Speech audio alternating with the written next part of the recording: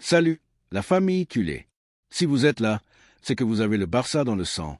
Comme moi. Aujourd'hui, on va parler de 3 sujets qui font vibrer ou trembler le camp nous. 3 décisions qui pourraient tout changer. 3 histoires qui résument à elles seules ce que signifie être mais qu'un club. Alors installez-vous bien, parce qu'on va plonger au cœur des enjeux, des émotions et des défis qui attendent notre club. Et n'oubliez pas, likez, partagez et dites-moi en commentaire ce que vous en pensez. Parce que le Barça, c'est nous tous. Alors, c'est parti. Premièrement, Fermín López, le combat pour l'âme de la Contra. Un talent qui incarne l'identité du Barça. Fermín López. Ce nom, vous commencez à le connaître, et pour cause. Ce jeune milieu de terrain de 22 ans est en train de devenir le symbole d'une génération. Formé à la Masia, il a tout ce qu'on aime chez un joueur du Barça. Le talent, bien sûr, mais aussi cette rage de gagner, cette connexion presque mystique avec le maillot et cette capacité à comprendre le jeu comme peu de joueurs le font. Quand il entre sur le terrain, on voit dans ses yeux qu'il sait ce que signifie porter ses couleurs. Il n'est pas là par hasard. Il est là parce qu'il a travaillé, sué, rêvé pour en arriver là. Et aujourd'hui, il commence enfin à briller. Mais voici le problème. Une offre de 80 millions d'euros est arrivée. 80 millions, culés. Une somme qui fait tourner les têtes, qui fait saliver les dirigeants, qui pourrait résoudre bien des problèmes financiers. Mais à quel prix? Pourquoi Fermín n'est pas un joueur comme les autres? Fermín, ce n'est pas qu'un numéro sur un tableau Excel. C'est l'aboutissement de années de formation, de sacrifices, de cette philosophie qui fait du Barça un club unique au monde. C'est un joueur qui a gravi les échelons 1 à 1, qui a su s'imposer dans un vestiaire rempli de stars et qui commence enfin à montrer tout son potentiel. Le vendre maintenant, ce serait comme arracher une page de notre histoire avant même qu'elle ne soit écrite. Certains diront que 80 millions, c'est une offre trop belle pour être refusée, que le marché est impitoyable, que le club a besoin d'argent pour se reconstruire. Mais est-ce qu'on mesure vraiment ce qu'on perd en le laissant partir? Parce que Fermín, ce n'est pas qu'un joueur talentueux. C'est un symbole de cette Contra qui, depuis des décennies, produit des talents capables de porter le maillot avec fierté. Le coût invisible d'une vente précipitée. Perdre Fermín, ce ne serait pas seulement perdre un joueur prometteur. Ce serait envoyer un message désastreux à tous les jeunes de la Masia. Peut-être qu'un jour, peu importe vos efforts, vous serez sacrifiés sur l'autel des finances. La Contra, c'est notre âme culée. C'est ce qui nous rend uniques. C'est ce qui a permis à des joueurs comme Messi, Xavi ou Iniesta de devenir des légendes. Si nous commençons à vendre nos pépites avant même qu'elles n'aient atteint leur plein potentiel, nous perdons bien plus qu'un joueur, nous perdons une partie de notre ADN. Et puis, il y a l'aspect sportif. Fermín n'est pas un joueur comme les autres. Il comprend le jeu du Barça, il respire le tiki-taka, il sait ce que signifie porter ce maillot. Dans un projet ambitieux comme celui de Hansi Flick, des joueurs comme lui sont indispensables. Il a le profil parfait pour devenir un pilier de l'équipe pendant des années. Le vendre maintenant, ce serait se tirer une balle dans le pied. Un message fort pour l'avenir. Gardons Fermín, non seulement pour ce qu'il est aujourd'hui, mais pour ce qu'il peut devenir demain. Gardons-le pour montrer au monde que le Barça croit en ses jeunes, qu'il protège ses talents, qu'il construit son avenir plutôt que de le vendre au plus offrant. Parce que les grands clubs ne se bâtissent pas en vendant leurs promesses, ils se bâtissent en les faisant grandir. Imaginez Fermín dans 5 ans, devenu un leader de cette équipe, soulevant des trophées avec le Barça, écrivant son nom dans l'histoire du club. Est-ce qu'on veut vraiment renoncer à ça pour 80 millions? L'argent, ça se dépense. Les légendes, ça se construit. Les erreurs du passé. Rappelez-vous Thiago Alcantara, un autre joyau de la Masia, vendu trop tôt au Bayern Munich. Aujourd'hui encore, beaucoup de culés regrettent cette décision. Parce que Thiago, c'était bien plus qu'un joueur. C'était un symbole, un joueur formé au club qui comprenait notre jeu, notre identité. Le vendre a été une erreur, et nous en payons encore le prix aujourd'hui. Fermín, c'est la même histoire qui se répète. Sauf que cette fois, nous avons le choix. Nous pouvons dire non. Nous pouvons montrer que certaines choses n'ont pas de prix. La pression des supporters. Et puis, il y a vous, les supporters. Ceux qui chantent son nom au camp nous, ceux qui voient en lui le futur du club. Vous méritez mieux que de voir vos espoirs vendus au plus offrant. Vous méritez une équipe qui se bat pour ses valeurs, pour son identité. Alors oui, 80 millions, c'est beaucoup. Mais est-ce que ça vaut vraiment le sacrifice de notre âme? Est-ce que ça vaut vraiment le risque de regretter cette décision pendant des années? Conclusion, Fermín doit rester. Le Barça n'est pas une entreprise comme les autres. Nous ne sommes pas un club qui vend ses joyaux au plus offrant. Nous sommes le mais qu'un club, une institution où les valeurs comptent autant que les résultats. Fermin représente cette identité, cette continuité entre le passé et l'avenir. Le laisser partir, ce serait trahir tout ce que nous sommes. Alors, culé, levons-nous ensemble et disons-le haut et fort. Fermin n'est pas à vendre. Deuxièmement, Pierrot Hincapié, le défenseur qui pourrait tout changer. Un profil idéal pour Flick. Si Fermin incarne l'avenir de la Contra, Pierrot Hincapié représente l'opportunité parfaite pour renforcer une défense qui a souvent montré ses limites ces dernières saisons. À seulement 23 ans, ce central équatorien a déjà tout d'un grand, une lecture du jeu exceptionnelle, une capacité à anticiper les attaques adverses et une sérénité dans la relance qui rappelle les plus grands défenseurs du Barça. Hincapié n'est pas un pari. C'est un joueur déjà expérimenté qui a prouvé sa valeur en Bundesliga avec le Bayer Leverkusen. Il a le profil idéal pour s'adapter au style de jeu de Flick, rapide, intelligent, capable de jouer haut et de participer à la construction du jeu.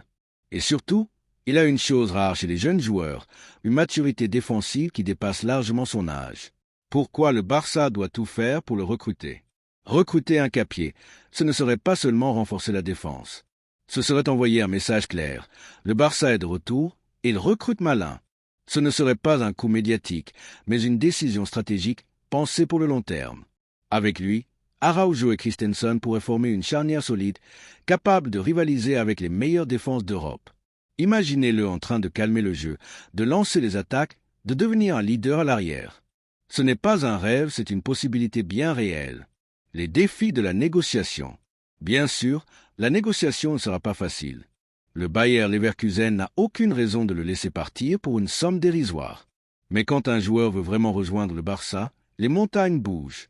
Et Hincapié, lui, rêve de porter le maillot blaugrana. Joan Laporta a déjà prouvé qu'il savait déverrouiller des dossiers compliqués.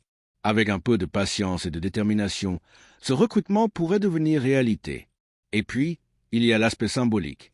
Recruter un jeune joueur aussi talentueux, c'est montrer que le Barça reste une destination attractive pour les meilleurs talents du monde. Un investissement pour la décennie. Hincapié n'est pas un joueur pour une saison. C'est un joueur pour les 10 prochaines années. Un défenseur capable de grandir avec le club, de devenir un leader, un symbole. Imaginez-le aux côtés des Araujo, formant une paire complémentaire, solide et redoutable.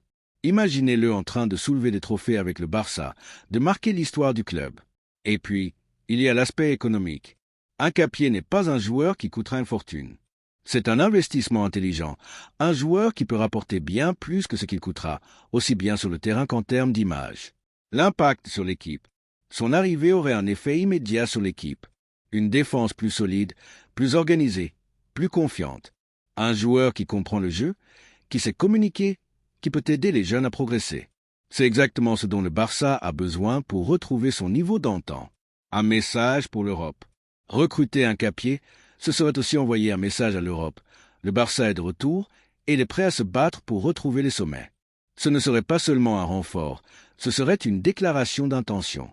Alors, culé, rêvons un peu. Imaginez Hincapié au Camp Nou, portant fièrement le maillot, devenant un pilier de cette équipe. Ce n'est pas un rêve, c'est une possibilité bien réelle. Et c'est à nous de la saisir. Troisièmement, Aymeric Laporte, le rêve, enfin, à portée de main. L'opportunité en or. Parfois, le marché nous offre des cadeaux. Et Aymeric Laporte en est un. Libre de tout contrat, expérimenté, technique et surtout disponible pour un coût minimal, le défenseur franco-espagnol pourrait être la pièce manquante dont le Barça a besoin pour retrouver sa solidité défensive. Laporte, c'est l'expérience. C'est un joueur qui a tout gagné, la Premier League avec Manchester City, des titres avec la sélection espagnole. Il connaît les grands matchs, les pressions, les enjeux. Il sait ce que signifie jouer au plus haut niveau. Et surtout, il a toujours rêvé de porter le maillot du Barça. Pourquoi son arrivée serait un coup de maître? Avec Laporte, Flick aurait enfin un défenseur capable de diriger la ligne arrière, de calmer le jeu et de lancer les attaques avec précision. C'est un joueur qui comprend le football, qui sait quand prendre des risques et quand rester solide.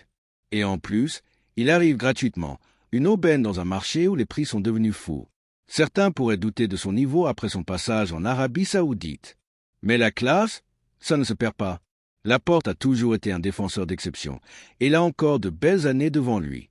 Son arrivée serait un signal fort. Le Barça recrute malin, le Barça recrute pour gagner. Un leader dans le vestiaire. Au-delà de ses qualités techniques, Laporte apporterait quelque chose d'inestimable, du leadership. Un joueur qui parle, qui organise, qui motive. Un joueur qui sait ce que signifie être un culé. Avec lui, les jeunes défenseurs de la Masia auraient un modèle à suivre, quelqu'un pour les guider et les aider à grandir. Un recrutement qui en dit long. Si le Barça parvient à recruter Laporte, ce ne sera pas seulement une bonne affaire sur le plan sportif. Ce sera aussi un message envoyé à toute l'Europe. Le Barça est de retour et il est prêt à se battre pour retrouver les sommets.